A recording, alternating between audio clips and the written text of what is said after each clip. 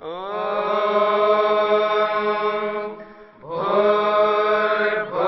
स्वः तत्सवितुर्वरेण्यं भर्गो देवस्य धीमहि धियो यो नः प्रचोदयात्।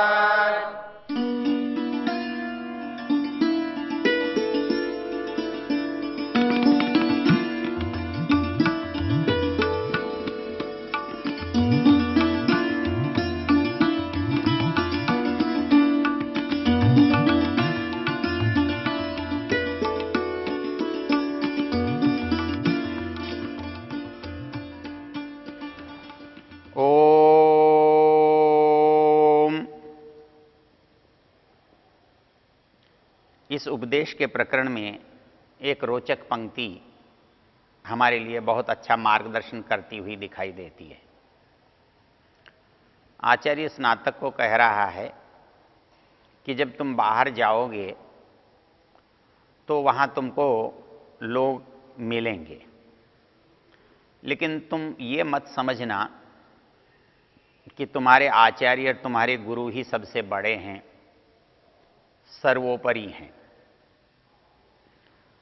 वास्तव में तो इस संसार में कोई भी अंतिम नहीं होता। संस्कृत साहित्य में एक बड़ी सुंदर पंक्ति है, ज्ञानी तपसि शौर्ये च विज्ञानी विनये नये। ज्ञान हो, तपस्या हो, शूरता हो, नीति हो, विज्ञान हो, विनय हो। कहता है विस्मयो नहीं कर्तव्यो बहुरत्ना वसुंधरा। इसमें कौन किससे बढ़ा हुआ है ये जाना नहीं जा सकता। हमें कहीं भी समाज में कोई भी व्यक्ति ऐसा मिल सकता है जिसमें से अनेक योग्यताएं हमसे अधिक हों, हमारे जानने वाले, हमारे गुरुजनों, हमारे माता पिताओं से अधिक हों। तो ऐसी जब परिस्थिति हमारे सामने आए तो उनके साथ हमें कैसा आचरण करना चाहिए। तो शास्त्र कहता है ये के च अस्मत् श्रेयांसो ब्राह्मणा तेषां त्वया आसनेन प्रश्वसितव्यम।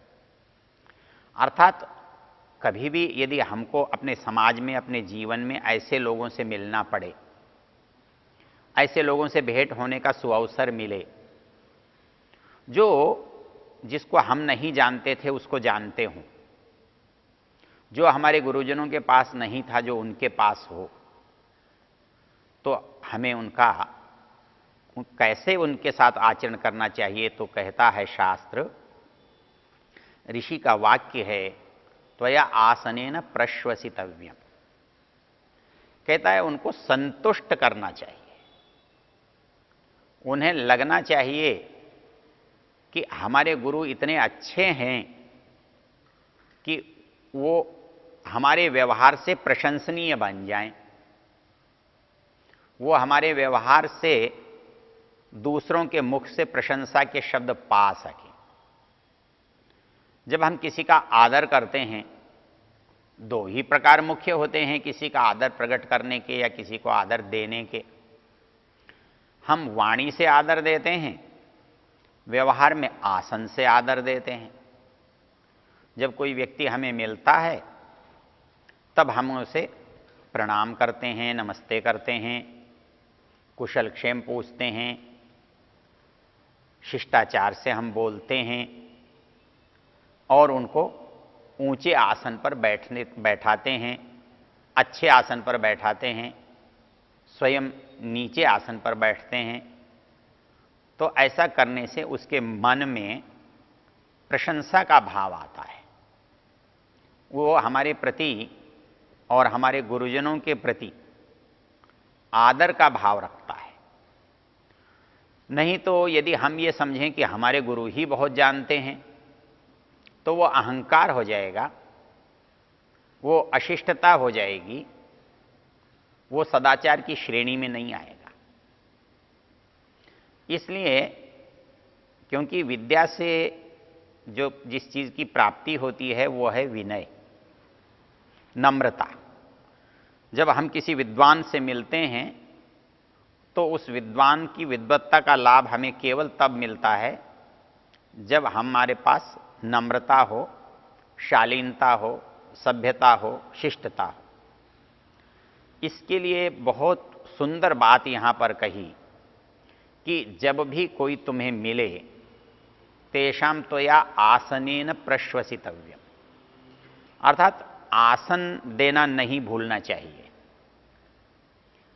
हम शिष्टाचार में देखते हैं कि अपने गुरु हैं, माता पिता हैं, हमारे अधिकारी हैं, हमारे साधु संत हैं, हमारे विद्वान हैं, हमारे वयोवृद्ध लोग हैं, हमारे अतिथि हैं, उनको जब भी हम मिलते हैं या वो हमारे यहाँ आते हैं तो उनको उत्तम शब्दों से और ऊंचे आसन से हम सत्कृत करते हैं, हमें करना चाहिए। तो आचार्य ये कहते हैं कि जब हम अपने समाज में रहने वाले विद्वानों का सत्कार करेंगे, आदर करेंगे, तो उससे हमारे ज्ञान में अभिवृद्धि होगी। क्यों? तो क्या गुरुजी ने हमें ज्ञान पूरा देकर नहीं भेजा है?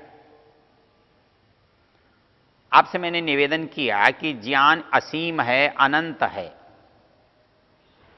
हम यदि चाहें और प्रयत्न भी करें तो भी पूरा प्राप्त नहीं कर सकते। महाभाष्य में एक रोचक प्रसंग आता है जब वो ये कहता है कि हमें व्याकरण इसलिए पढ़ना चाहिए कि हमारी भाषा ठीक हो, हमारा उच्चारण ठीक हो, हमारी बोलचाल ठीक हो। तो वहां पर एक प्रश्न उठाया है, तो फिर क्या करना चाहिए कि अच्छी अच्छी चीज सीखते जाना चाहिए। वो कहने लगा अच्छी चीज तो सीखते जाना चाहिए, अच्छे शब्द तो सीखने चाहिए, पर अच्छे शब्दों की भी तो कोई सीमा नहीं है और बुरे शब्दों की भी कोई सीमा नहीं है। तो न तो कोई गुरु अच्छे सारे शब्द बता सकता है, न कोई व्यक्ति सारे बुरे शब्दों का परिचय दे सकता है। तो हम बुरे शब्दों के प्रयोग से दूर तब रह सकते हैं जब हमें पता हो कि यह शब्द बुरा है। हम अच्छे शब्द को तब काम में ला सकते हैं जब हमें पता हो कि यह शब्द अच्छा है। तो हमें सारे शब्द हम मालूम हों, सभी अच्छे बुरे शब्दों का ज्ञान हो जिससे हम उचित प्रयोग करें, ऐसा दुनिया में कभी होगा नहीं। क्योंकि भाषा में असंख्य शब्द होते हैं और सारे शब्दों को न कोई गुरु बता सकता है और न कोई शिष्य सीख सकता है। वहां तो एक रोचक पंक्ति है।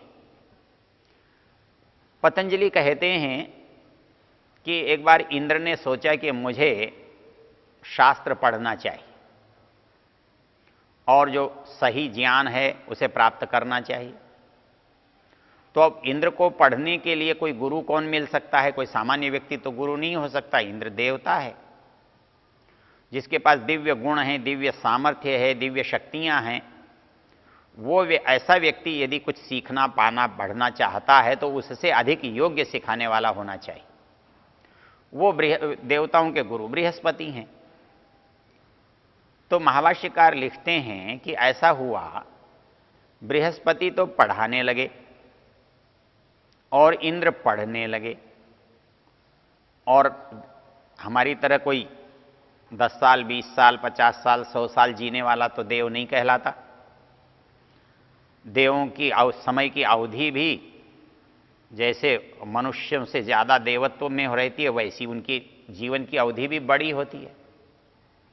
तो इस लंबे समय में हमारा जो साल है वो छोटा होता है, क्योंकि हमारा दिन 24 घंटे का होता है, देवताओं का दिन रात 1 साल का होता है।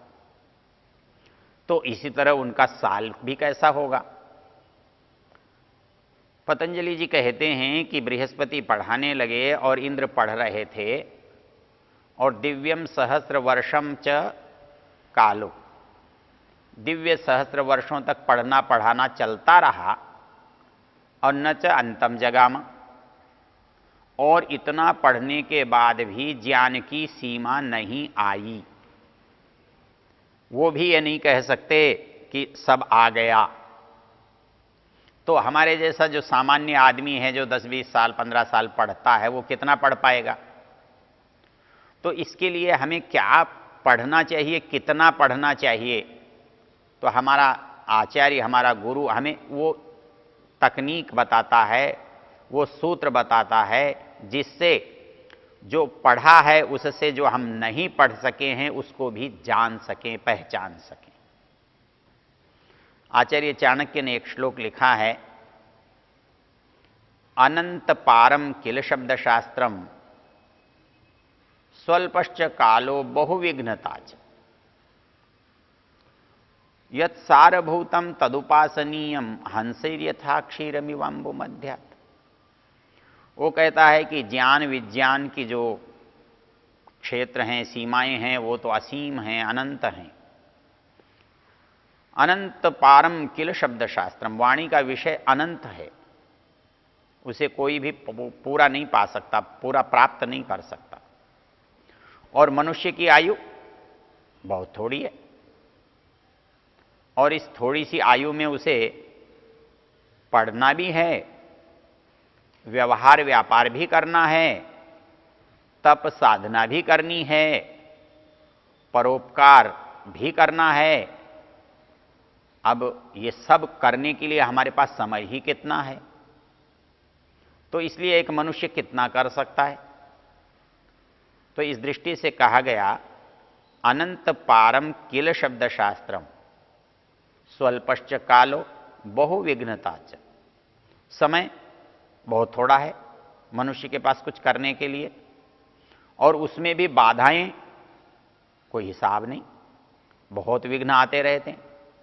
कोई व्यक्ति पढ़ता है तो विघ्न है, कोई व्यक्ति कमाता है तो विघ्न है, कोई व्यक्ति कोई काम करता है तो विघ्न है। तो हमारी तो यात्रा विघ्नों से भरी हुई है, बाधाओं से भरी हुई है, रुकावटों से भरी हुई है। तो समय भी थोड़ा है, जानने की चीज भी ज्यादा है, और बाधाएं भी बहुत हैं। तो ऐसी स्थिति में कोई व्यक्ति क्या करे कि उसका जीवन सफल हो जाए, वो अपने प्राप्तव्य को प्राप्त कर सके? तो उन्होंने एक पंक्ति लिखी, यत् सारभूतम तदुपासनीयम। इसलिए जितना आपके काम का है, जितना आपके मतलब का है, जो आपके लिए पर्याप्त है, हमें उतने को स्वीकार कर लेना चाहिए, उतने के लिए यत्न करना चाहिए। यत् सारभूतम तदुपासनीयम हंसैर्यथा क्षीरमिवाम्ब मध्य। जैसे कोई हंस जो है दूध और पानी मिलने पर दूध को अलग कर लेता है, वैसे ही एक पढ़ा लिखा आदमी जो बहुत सारा ये ज्ञान विज्ञान है, इसमें से अपने काम की बात को चुन लेता है। तो वो विवेक हमारे अंदर पैदा करना, वो तब हो सकता है जब हम ये देखते हैं, ये जानते हैं कि जो कुछ हम जानते हैं, जो कुछ हमारे गुरुजन जानते हैं, वो पर्याप्त नहीं है, उतना ही नहीं है, उतने पर वो चीज़ समाप्त नहीं होती है। इसलिए समाज में जो लोग हैं, जो जानने वाले हैं, जो श्रेष्ठ हैं, उनसे कभी भी जब हमारा संपर्क होता है तो हमें उनसे कुछ सीखना चाहिए, उनसे कुछ प्राप्त करना चाहिए। और वो प्राप्त करने के लिए हमें जो करना पड़ेगा वो है हम उनको प्रसन्न करें। क्योंकि विद्या जो प्राप्त होती है वो या तो किसी का उपकार करके कोई उपकार लिया जाता है, या किसी को कुछ दे करके कुछ प्राप्त किया जाता है, या ज्ञान के बदले में ज्ञान प्राप्त किया जा सकता है।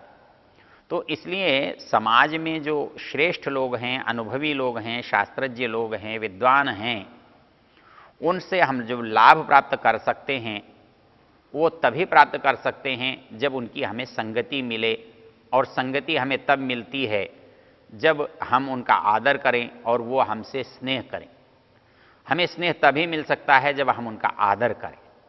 तो आदर करने का भाव हमारे अंदर एक बहुत अच्छी चीज हमारे आचार्यों ने इस वाक्य के द्वारा पैदा की। वो ये पैदा की कि हमें ये नहीं समझना चाहिए कि हम बहुत जानते हैं और हमारे सामने कोई टिक नहीं सकता। जब कभी मनुष्य में ये अभिमान आता है कि वो जानता है, तो समझ लो कि वो कुछ भी नहीं जानता है। भर्तृहरि ने एक बड़ी सुंदर पंक्ति लिखी है कि मनुष्य जितना कम जानता है, मनुष्य को जानने का उतना ही अधिक अभिमान होता है, और जब जानने का अभिमान होता है तो उसका व्यवहार अहंकार से भरा हुआ होता है। वो दूसरों को तिरस्कार की दृष्टि से देखता है, अवमानना की दृष्टि से देखता है। आचार्य कहता है कि तुम समाज में रहते हुए किसी के प्रति अवमानना का दृष्टिकोण मत रखो। वो कहता है कि अवमानना का दृष्टिकोण रखोगे तो अहंकार से पीड़ित हो जाओगे, अज्ञान से युक्त हो जाओगे, जो ज्ञान तुम्हें मिलने वाला था उनसे तुम वंचित हो जाओगे, उनसे तुम्हारी दूरी बढ़ जाएगी। इसलिए जब कभी जो भी अच्छा व्यक्ति तुमको समाज में मिलता है, तुम्हारे संपर्क में आता है, वो तुम्हारे शिष्टाचार का, वो तुम्हारे आदर का, तुम्हारे आसन का, तुम्हारे प्रणाम का वो भागीदार है, उसको वो प्राप्त करने योग्य है, उसे मिलना चाहिए। इसी बात को जब भर्तृहरि ने कहा तो कहते हैं यदा किंचित ज्यों हम द्विपैव मदांध समभव। जब मेरे पास ज्ञान था नहीं, थोड़ा सा जाना मैंने, तो उस ज्ञान के अभिमान ने मुझे हाथी की तरह मदमस्त बना दिया और मैं किसी को कुछ गिनता ही नहीं था। यदा किंचित ज्यों हम द्विपैव मदांध समभव। तब मेरे मन में क्या भाव आता था? तदा सर्वज्ञों स्मित्यभवदवलिप्तम मम मन। तब यूं सोचा करता था सब मुझे मालूम है, सब मुझे आता है, औरों को क्या पता है, मुझे सब पता है। सर्वज्ञोस्मि, मैं सब कुछ जानता हूं। अभवदवलिप्तम मम मन। किंतु कहता है यदा किंचित किंचित बुधजन सकाशादवगतम।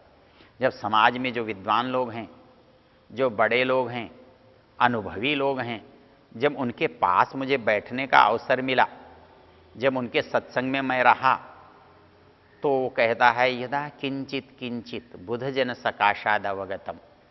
जब हम विद्वानों से कुछ कुछ पाए, कुछ कुछ हमने जाना, तब हमारी परिस्थिति कैसी हुई? यदा किंचित ज्यों हम द्विपैव मदांध समभवम तदा सर्वज्ञों स्मित्यभवदवलिप्तम मम मन। यदा किंचित किंचित बोधजन सकाशादावगतम। जब विद्वानों से पास में बैठकर थोड़ा थोड़ा जानने का मौका मिला, अवसर मिला, तो क्या पता लगा? कहता है कि वो हो, तो मेरे जानने का जो अभिमान था वो तो अज्ञानता में बदल गया। कहां तो मैं अपने को सर्वज्ञ समझ रहा था, सर्वज्ञों स्मित्यभवदवलिप्तम मम मन। और यदा किंचित किंचित बुधजन सकाशादावगतम, जब मैं जाना तो मूर्खोस्मीति। अरे मैं तो मूर्ख हूं, बिल्कुल मेरा ज्ञान का अभिमान कैसे चला गया? जैसे बुखार चला जाता है। इसलिए शास्त्र कहता है ये चे ब्राह्मणा सम्मर्षिणः तेषां त्वया आसनेन प्रश्वसितव्यम। यदि विद्वानों का आदर कर लिया तो हम सुखी होंगे।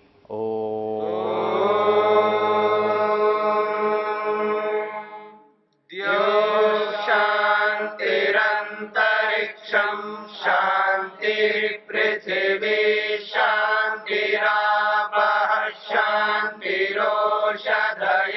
शांतिः वनस्पतयः शांतिर्विश्वे देवा शांतिर्ब्रह्म शांति सर्वं शांति शांतिरेव शांति शांति